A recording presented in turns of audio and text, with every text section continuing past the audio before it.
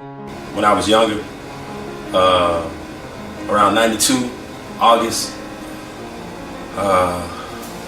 August 24th to be exact, it was Hurricane Andrew. I say the day after Hurricane Andrew, when I realized young that the three essential things that every human needs to survive is food, shelter, and clothing.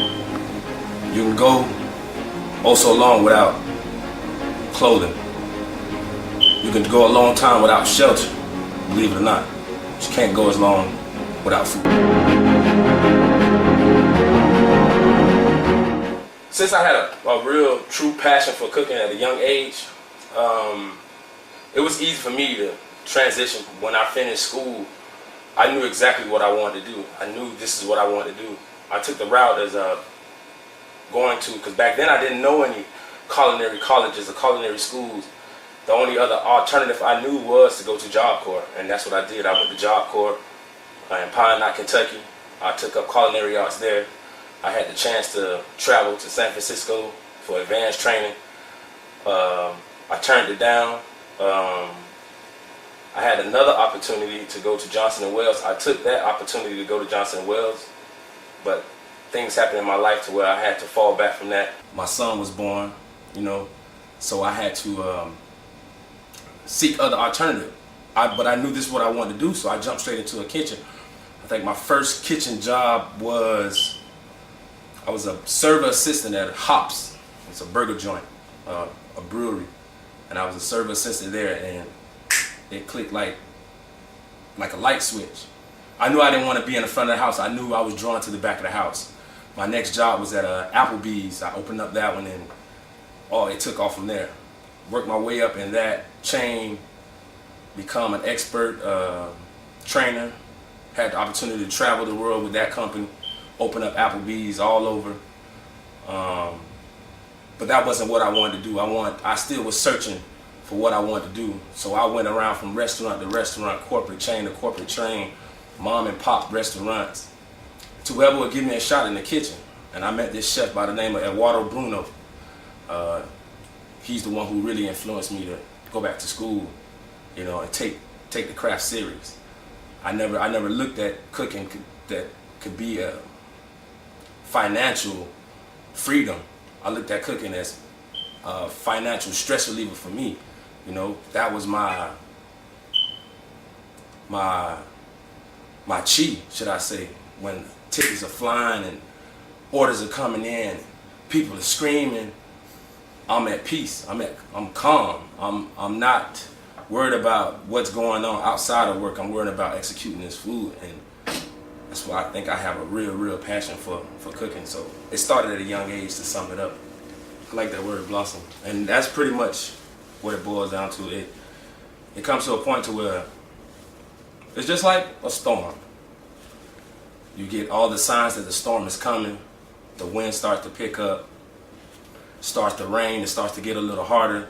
The wind starts to pick up a little more, starts to get a little bit more hectic. And it's an old saying that we have in the kitchen, or where I'm from, and it's pressure busts pipes. And if you're not strong enough to will in the storm, you will burst. Your pipes will burst. And with me, it's the opposite. I try not to run away from the storm. I try to just man down and go through the storm, because you can't run away from it. You can try, but you never can run away from it, especially in the kitchen. You can give up, but the ticket's still gonna come. So the best thing to do is buckle down and drive through. Being from Miami, we're a multicultural city. We have a lot of variation of foods and different cultures of different types of culture in Miami. So we have a very big Latin cuisine, Latin influence. We have a very big Caribbean influence, very big Haitian influence, even Italian, Mediterranean. We have a lot of culinary influence in this city.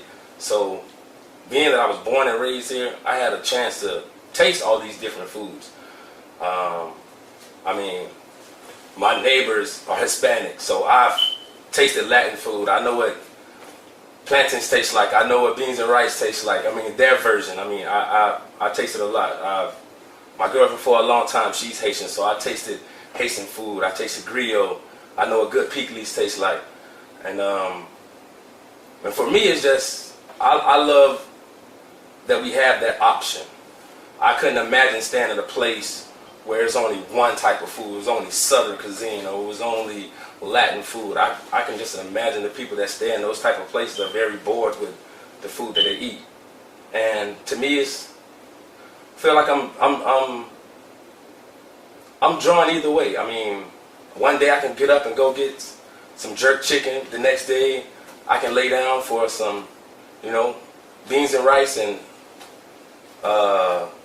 some pastelitos, and a café con leche. I'm good with that, So that's my main influence. I mean, I consider myself a fusion type of chef. I like to take bits and pieces of here and there and make it my own. I consider myself a chef at trade, but I also like to look at myself as just like a very good cook. I really don't like to brag about putting on this chef coat, even though putting on this chef coat, it means a lot. You have to really go through the fire to really earn to say you call yourself a chef. And I've been doing this for like 15 years, and I still don't consider myself a master chef or a chef of certain caliber. I still have a lot to learn, a lot to work through, but everybody can't really put on this chef. It's really you really have to have a real love and passion for this. If you don't, then you'll just be wasting your time. I just see myself as a culinary professional. Put it like that. I see myself as a culinary professional. There's nothing I really don't see myself drawn from or scared to do. I like to cook whatever. I like to make people culinary dreams come true. So you ask me what type of chef do I see myself as? I see myself as a culinary professional.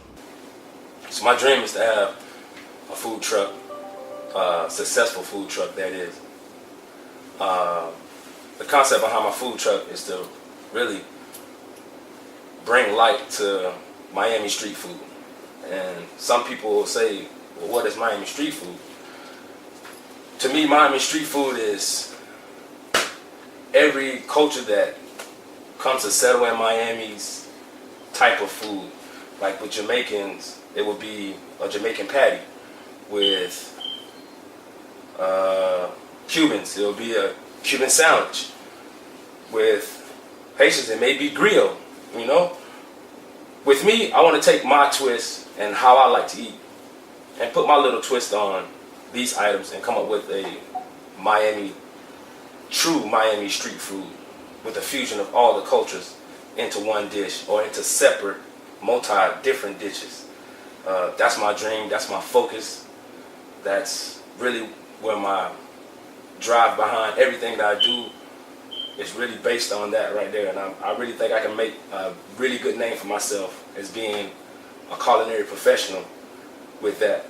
We can go back to how street food and the concept of food trucks started. So you think about it, back then in the urban areas, the backyard kitchens, the barbecue pits, the grandmas and aunties that used to cook on Sundays and sell plates, or during the week sell plates to the common working folks, that was something for us, and as it evolved into more of a lifestyle, should I say, you think about all the things that, especially in Miami, we do. We're a very cultural city, so we like to be outside, we like to be on the street corner, we like to hang out, we like to go to festivals, we like to do it all. We are a very energetic city.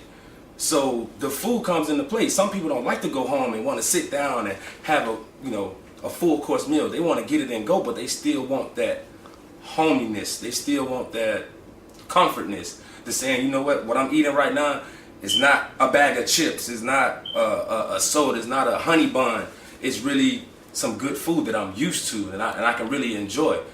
And that's what I want to bring back. That's what I want to bring to the forefront.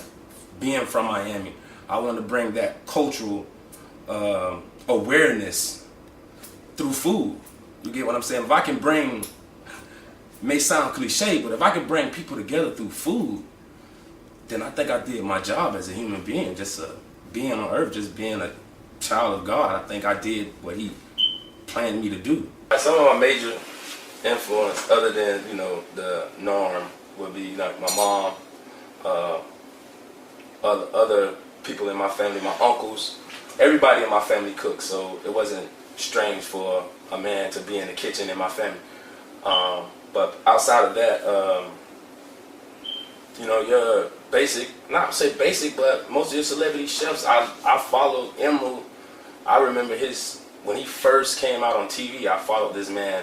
I chased this man. Actually, I went to apply at the Lowe's Hotel in Miami Beach just to try and see if I can work at the Emerald's restaurant. I got there kind of too late. Emerald's had moved on. But, you know, he was a big influence. I loved his charisma. I like his showmanship. I love the way he involved the crowd. He had the band. He used to do the band with the seasonings like that. I never seen cooking like that before until I seen him.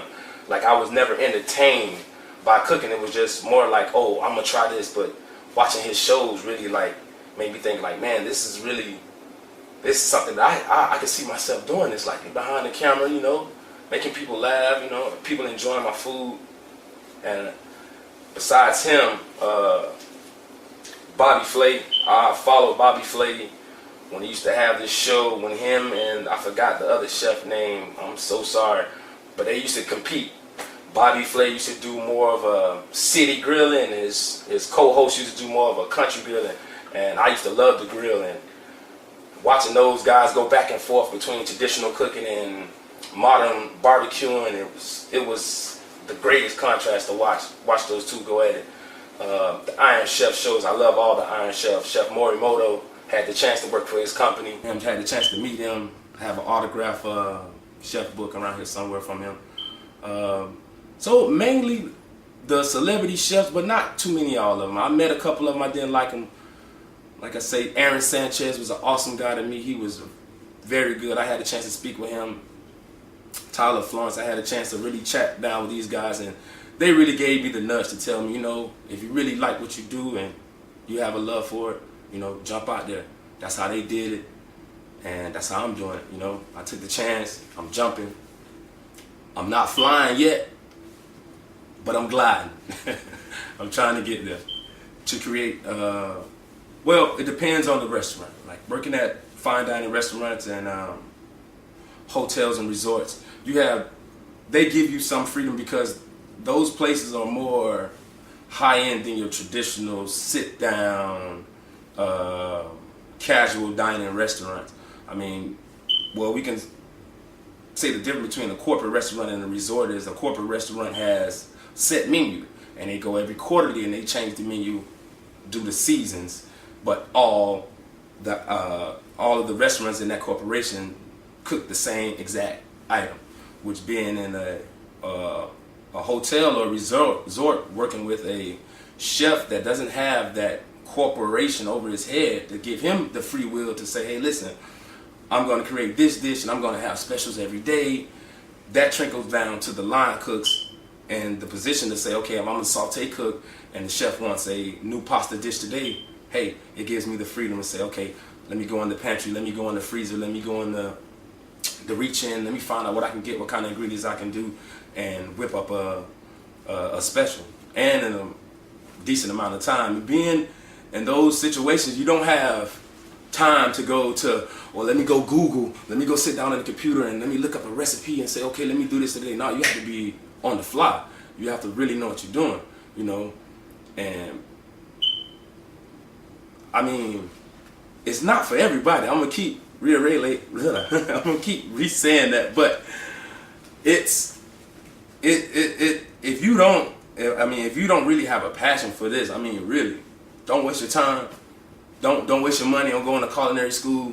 Just sit back and, you know, just let the people that really love doing it do it, because you're gonna grow to hate this profession. I've seen people do that. I've seen people that I've went to school with, and we went to school for so how many long. We started working in some places, and now they're sitting in front of a computer on a telemarketing and stuff like that. And I said to them, and I look and I say, it must be boring, because you're not doing what you really love to do. You know, you're not happy in your situation.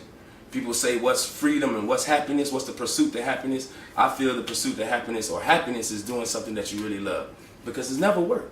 If you're doing something that you really love, how can you be mad? How can you say, I hate my job, or I don't want to get up and go to work today? If you love doing it, I mean, I don't have that problem. Obviously, you can see that I love this.